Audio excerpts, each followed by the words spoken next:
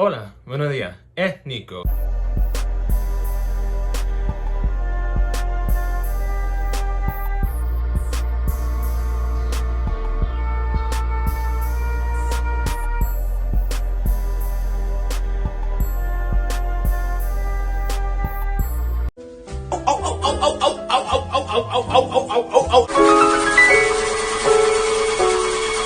So today we're here to talk about something very near and dear to my heart and a lot of Black and brown people of color who are a part of the LGBT community. It's one of our first few tastes of representation. But before we get into that, make sure to like, comment, and subscribe. If you like this kind of content, make sure to follow me at patreon.com/Nicosaesthetics for more exclusive videos, weekly lives discussing various topics, yada yada yada. Okay, I'm done plugging. I'm sorry. I tried to add energy into that to get you enticed. You know, there are multiple tiers depending on what you want to see. Let's move on. Essentially, we're going to be talking about Noah's Ark. And so I'm going to give you a general summary. Because I plan to make this one of my Nico's Black and Brown queer, content reviews, but I'm gonna start doing it episodes wise. So you know how I did Poe's season 1 review?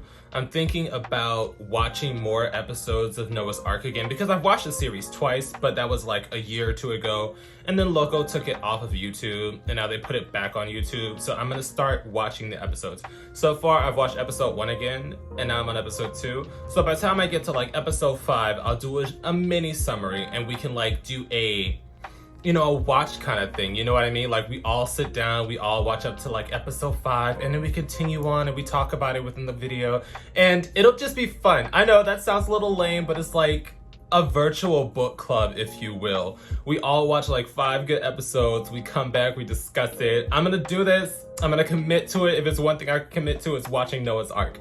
But yeah, essentially, I'm gonna be talking about the summary, at least episode 1. So it's a group of Black and brown queer friends. And why do you say brown? Ricky, he's like racially ambiguous, so I'm assuming he's Latino. But, I can't put, they never specify. It's just like a group of Black and brown friends. I'm like, okay, that's cool, it's lit. And that's the thing, it gave me hope. When I grew up and I started watching this show, I was at least, I'd say when I first watched this, I was at least like 20 years old. And I saw what could happen.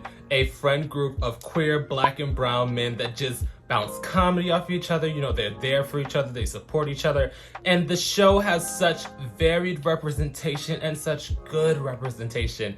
And Nico, I know I'm really passionate about the show because I love it. Like I just sit down and I cackle because it's so funny. And we're gonna start with the main character, Noah. Fashion is atrocious. Nico, the fashion is atrocious. It's early 2000s fashion. Like the first real scene where you see how bad the fashion is when he's talking to Trade, aka Wade. That man is fine. Little side cut, Wade is so damn fine. Like every time he comes to, I forgot how fine this man is. I'm looking right there because I'm watching the episode. That man, every time he comes onto the screen, lights up the stage. That is a beautiful ass man, my God. And at first I was more interested in, let me get back.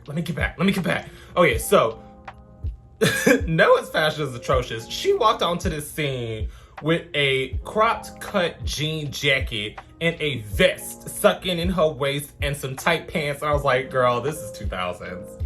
This is peak 2000s tragedy. I loved it. It's just because it's like, girl, what are you wearing? That kind of thing. But it's so authentic to the times. And then we go on to the other members of the friend group. Ricky, whore. Yeah, Ricky just bones everything in sight, and that's his character. And I'm not against it because it is an archetype. That is an archetype within the Black and brown communities. The sexy dude, he's bagging all the Trade, he's bagging all the femme bottoms, he's busting them down. That's a thing. So I'm not gonna be against it because that's a thing. But then moving on to Alex, so damn funny. So damn funny. And it's funny because Alex reminds me of one of my close friends, RJ, if you see this, he reminds me of you. But it's just because their mannerisms, the way that they like, It's just so hard to describe because I can't really emulate it because that's not my energy, but it's just so entertaining. You're just sitting there like, girl, what the fuck are you saying? That kind of thing. It just brings a smile to your face. She's like, child, and stuff like that. It's just so good. It's so good. I know, Nico, you're not going into their character. Okay. So Alex is married to someone named Trey. Fine, man. Stat. That's what I was saying. When I first saw this show, I was in love with this man just because he's so big and thick and solid. And oh my God, this man is fine. And Alex knows his man is fine. They've been together for 7 years. And he's like, we be getting it on. And my man love him some meat. And I'm just like, I know that's right. And it's just... The conversation is so natural and friendly that it genuinely gets you invested and you're like, girl, what are you doing today when you're watching the show? So they good. Trey is fine. That man is stacked. I'm sorry. We're gonna get back to it. But we also have to look at the final member of their friend group, who is Chance. And Chance is the bougie sadiddy. I got a man. I'm married, we moving in together, I'ma play stepfather for his daughter, that kind of thing. So he's really bougie, really classical family, but his heart is in the right place. Like, you know how sometimes bougie bitches just agitate your spirit because they think they're better? He's not like that. He's like, I have a certain layer of respect that I carry myself with, but I'm not gonna judge my girls for what they do. Those are my girls, and I'm gonna try to advise them the best I can, and I appreciate that. But his story also gets deeper the later it goes into the season. And I'm gonna get on to that when we do the story recaps with the episode recaps. I'm gonna get on to that because there's only so much I could tell you about these individual characters without having to dive into their story. But that's essentially the summary for the core friend group, Noah, Ricky, Alex, and Chance. But then there's Wade. Wade is Trade. Wade is a straight man that Noah met at a coffee shop and they just connected over the fact that they both write film. But Wade is maybe gay. And that's the thing. Wade sparked a trade interest in so many people. And that's the thing people always say about this show is Wade made me interested in Trey and trying to turn out straight boys, because Wade came into the situation heterosexual. But Noah is very feminine, effeminate, and when they sat down in the first episode to talk about what kind of women Noah would be interested in if he was straight, Noah asked Wade, okay, well, what kind of men would you be interested in if you were gay? He was like, I don't know, small frame, perky ass, long hair, something for me to grab onto. Defining Noah. He's defining Noah in his face, and it's just so much sexual tension. And that's why I think a lot of bitches have this fantasy that they're gonna turn out a straight man and get them a Wade. And I'm like, it was beautiful. Wade is a stunning man. Like, the story itself, it moved very naturally. But that's not gonna be the scenario for a lot of bitches. Let's just be honest. A lot of straight men are not gonna flip like that and then grow into being open about it. It's not realistic.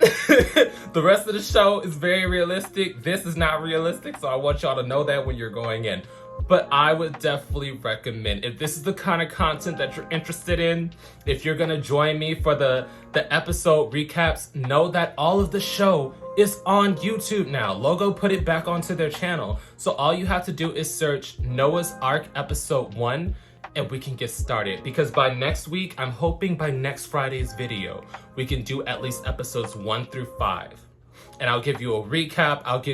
We'll have a discussion on what you thought, on how you felt about the characters' actions in the story, because it's funny. It's like really one of those shows that you will sit down and you will not stop laughing and you will dead ass be very enthralled with it.